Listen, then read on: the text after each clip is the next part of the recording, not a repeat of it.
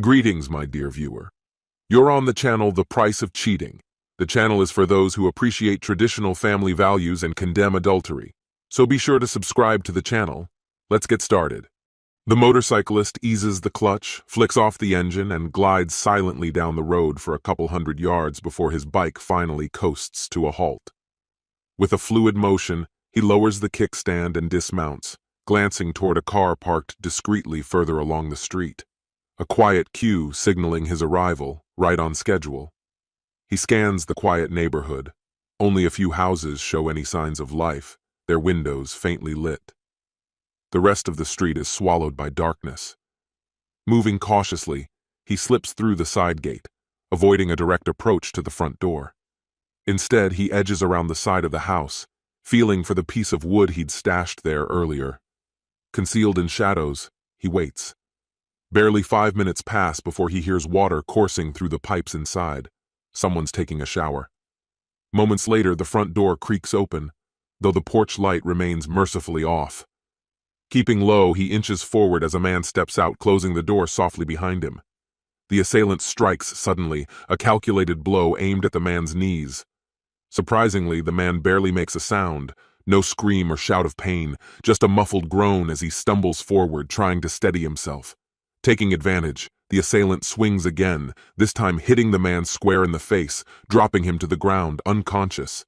Working swiftly and methodically, he proceeds to break each limb and joint, arms, legs, hands, knees, elbows.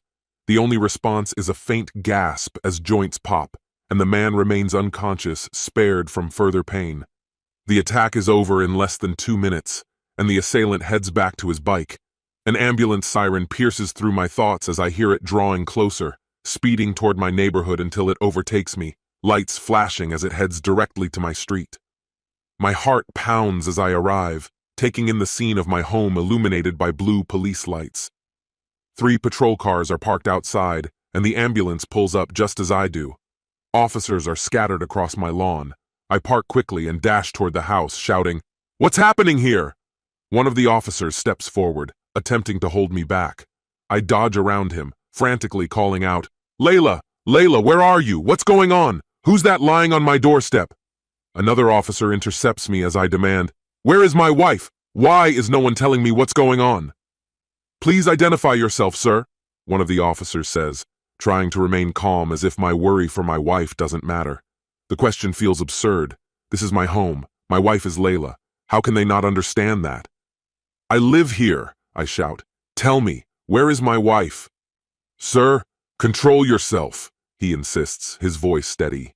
"There's no need for aggression." "No need!" I yell. "I come home to this chaos and no one will tell me where Layla is or why there's a half-dead man at my door." "The lady of the house is inside, sir, giving a statement," he finally says.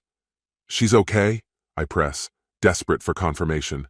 "Yes, sir," he replies, finally answering me directly. I murmur a thank you and slip past him as paramedics load the injured man onto a stretcher. Inside, I find Layla in the living room, along with 2 plainclothes officers and a very watchful PC Bright.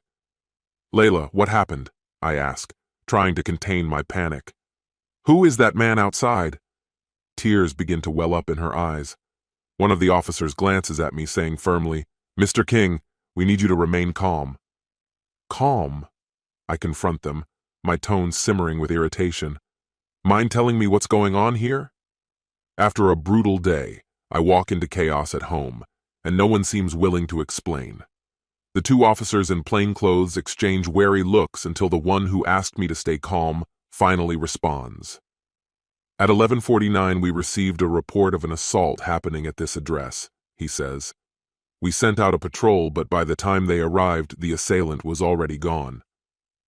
They found the victim, checked him over, and called in medical support."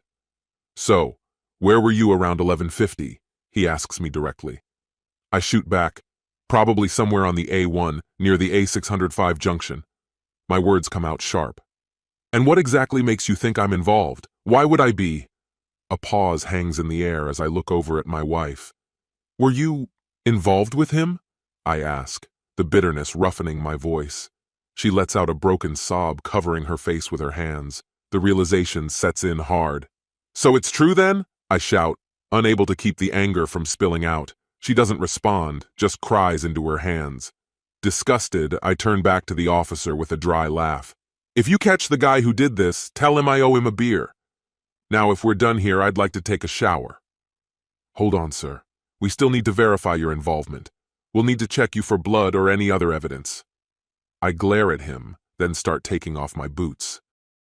I throw them aside, peeling off my sweatshirt, t-shirt, and jeans until I'm left in just my socks and underwear, staring him down. Is this enough? I ask, defiant. He lets out a weary sigh. Sir, you can put your clothes back on. Oh, so you can haul me in, strip me again, and shove me into one of those paper suits? No thanks. I turn toward the door. I'm taking a shower. Sir, please. He starts, but I ignore him, walking to the sideboard where I pour a generous glass of whiskey. I raise it in his direction, then down it in one gulp. I pour another, locking eyes with him as he turns to his partner, both of them looking uncomfortable. Sir, we need you to stop drinking. We still need to question you formally. Oh, you need this, you need that, I scoff. Well, I needed a peaceful night, not a house full of cops and paramedics. I needed a loyal wife, not one who cheats. And I sure didn't need to find her lover on my doorstep. Right now I need a drink, a shower, and for you to leave. Another choked sob escapes my wife, and I can't help glancing at her. She stands there, tears streaking down her cheeks, arms hanging limp, eyes pleading for something, comfort, forgiveness. It's too late for that. I down the whiskey, then turn to head upstairs. I make it only a few steps before a woman in a yellow forensic suit stops me, insisting on a check for any evidence of a fight. I grudgingly comply, and as expected, she finds nothing. She collects my clothes as evidence, then finally allows me to clean up. She declines my dry offer to help her scrub my back. Betrayal lingers in the air like a sour odor as I walk into the bedroom. The mix of sweat and stale whiskey turns my stomach. With a twist of anger, I strip the stained mattress off the bed, drag it downstairs, and haul it out onto the lawn for everyone to see. Back in the bedroom, I fling the window open wide and, without a second thought, start hurling her clothes and possessions out. Each item, a piece of a past I'm shedding. Mr. King! Mr. King! Someone calls, interrupting my purge momentarily, but I toss another handful of belongings into the air. Mr. King. I turn toward the voice. Mr. King, the officer says, you need to come with me to make a formal statement. Why? I ask, pretending to be puzzled. You know exactly why. My statement's already on file, I respond with a hint of a smirk. Unless you're arresting me, I'm not stepping foot in that station. Try it, and you'll be the one explaining wrongful arrest. Unlike most of your clients, I've done nothing illegal. I let my words linger. They're all I need. I can back this up, and I suspect he knows it too. I catch his face reddening, a deep flush rising from his collar to his temples, like a cartoon character on the verge of a meltdown. Donald Duck? Maybe Daffy. Or even better, Yosemite Sam, if he only had that wild red mustache and a cowboy hat. Finally, he reins in his temper and speaks. Mr. King, you're giving me no choice. I'm placing you under arrest on suspicion of assaulting Mr. David Pratt. You have the right to remain silent, but remember, anything you don't disclose during questioning that you later bring up in court may harm your defense. Anything you do say could be used as evidence. He adds, if you don't have a lawyer or can't afford one, we'll appoint one for you. I grin, pulling on a pair of jeans and a t-shirt. Let's get on with it then. As he leads me toward the door, I catch a last glimpse of the chaos in the living room and can't resist a final jab. Satisfied now? I call out. Gather your things and go. Head to your mother's place or whatever dive you crawled out of. Outside, 2 officers wait, escorting me to the back of a patrol car. As we pull away, one glances back. You gave that guy quite a beating. Can't say I'd blame you. I'd do the same if it were my wife. Jaw tight, I mutter, had I known sooner, I'd have gone further. Is he going to make it? I ask, equal parts spiteful and curious. No idea. After a pause, I add, by the way, that detective, Is he always a jerk? I hear faint, restrained laughs, but neither answers. Before long, I'm checked in and left alone in a cold interview room. I rest my head on my arms, attempting to grab some sleep, but each time I start to drift off, someone barges in, snapping me back to reality. Eventually, Detective Doofus himself appears, settling in across from me. He offers me a solicitor, recites my rights, and reminds me that this conversation is being recorded. He begins rattling off our names, the time, 4:57, and the charges against me: aggravated assault, grievous bodily harm, and maybe even attempted murder. He again urges me to get a lawyer. I refuse, and he finally dives into questioning. So where were you during the alleged attack on Mr. Pratt?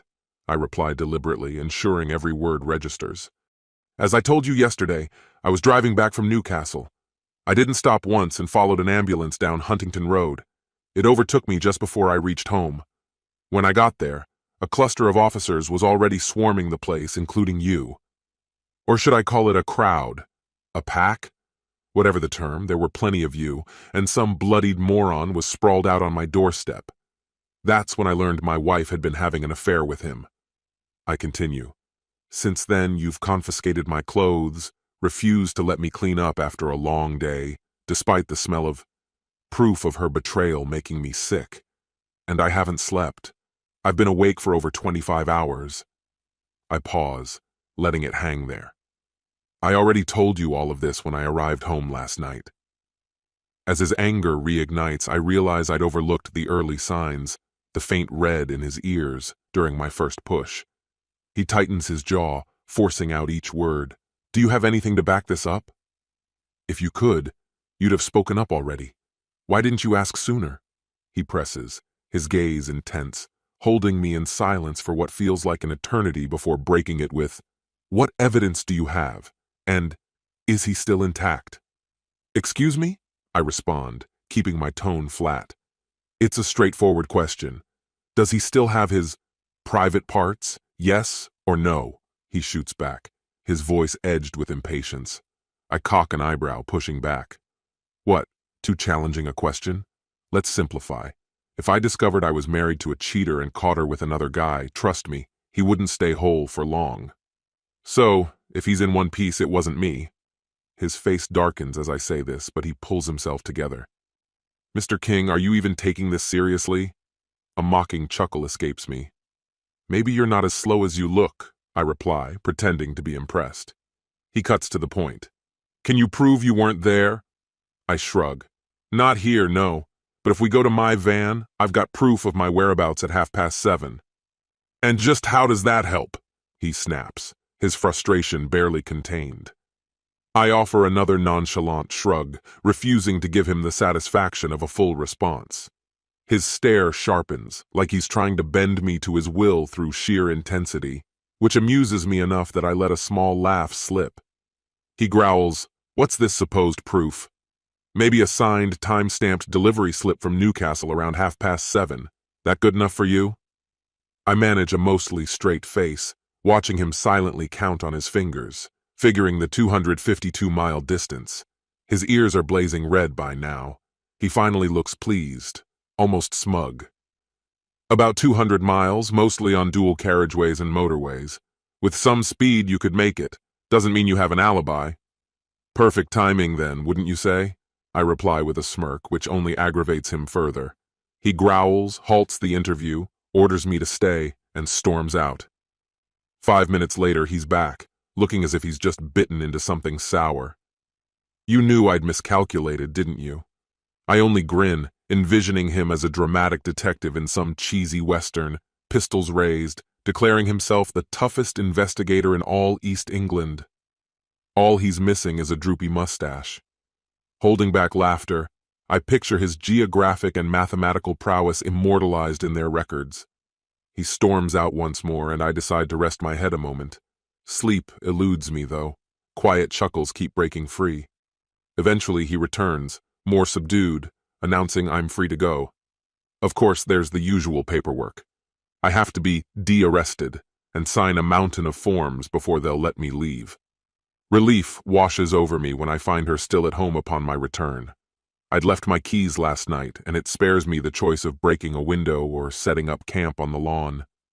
She looks as drained as I am when she opens the door, her apologies spilling out, how it was all a mistake, how it won't happen again. I keep my calm, even as she insists it was only a one-time thing. I have to keep up the innocent act. With what I know now, she can't suspect a thing. If I'd caught on earlier, there's no telling what kind of trouble I might have found myself in. Ignoring her hollow reassurances, I make my way upstairs for the shower I'd promised myself the night before. As the warm water streams over me, I begin mentally structuring my day. First priority, contacting a lawyer. Do they operate on weekends? I'll look it up once I get through a couple of other things. After drying off, I head to the bedroom to grab some fresh clothes. Everything in the room remains untouched, just as I'd left it.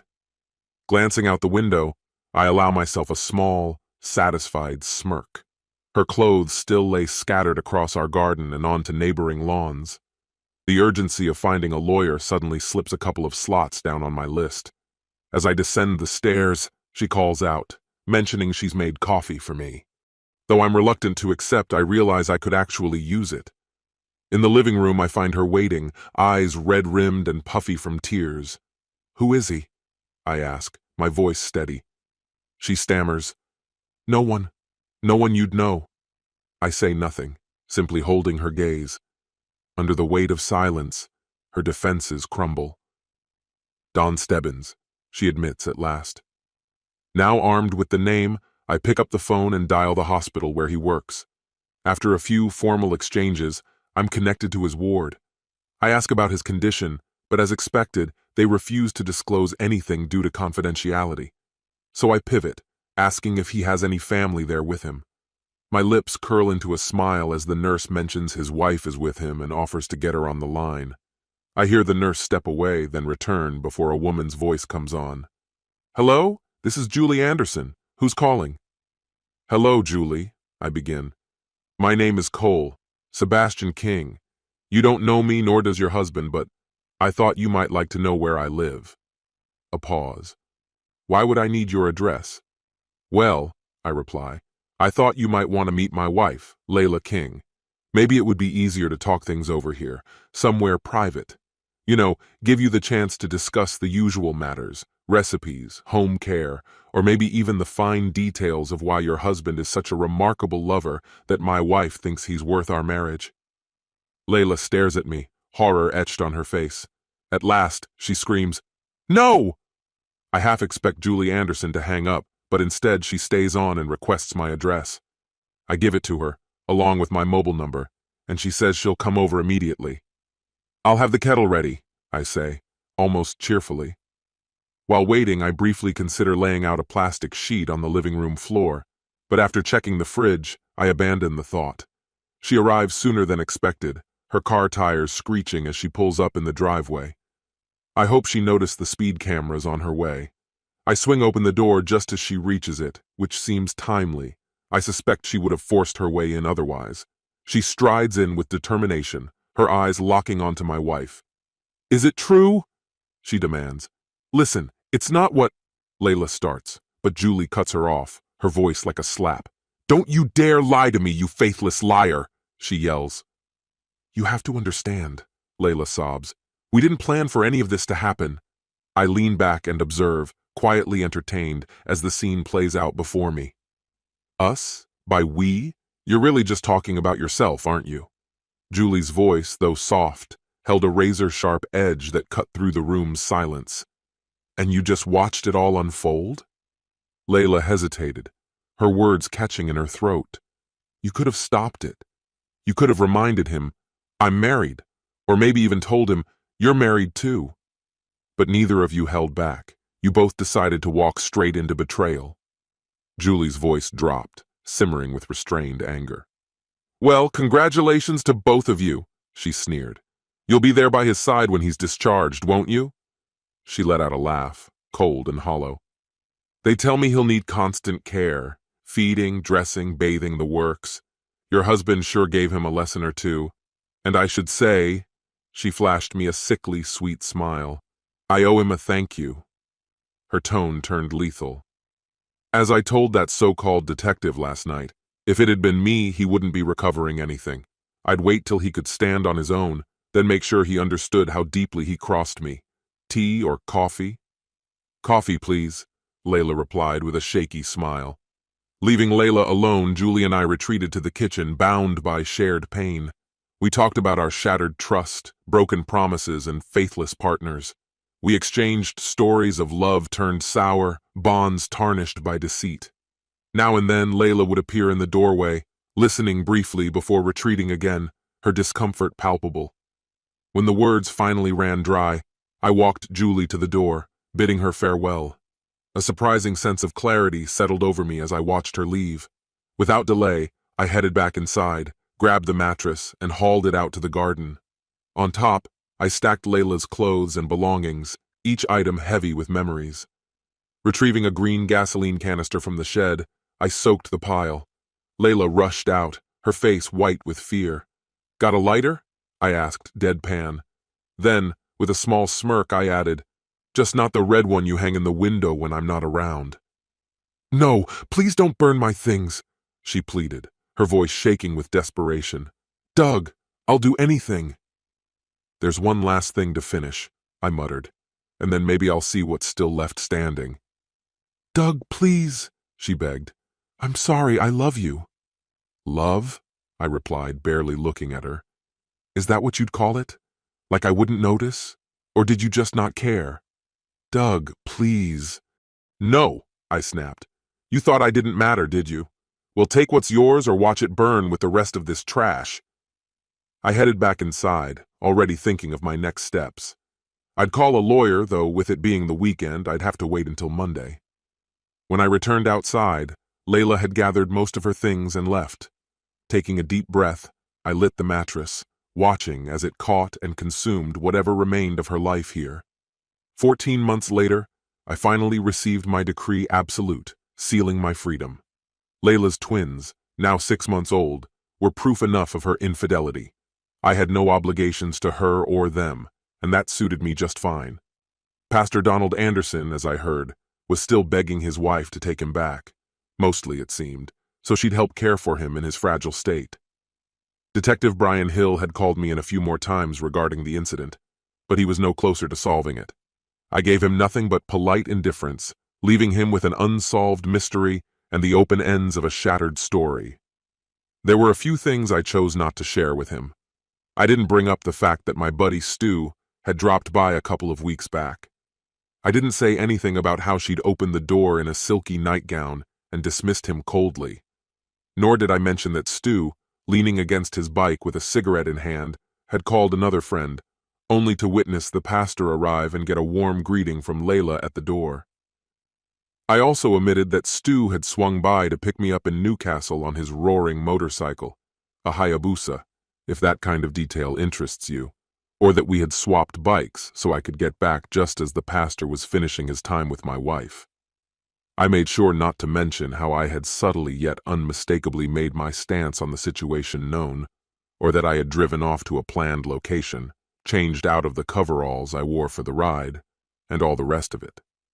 I left out the part where I met Stu again at a rest stop a few miles down a deserted country lane to exchange bikes one final time before finally heading back home. This concludes the story. If you like it, then put your powerful like and subscribe to the channel.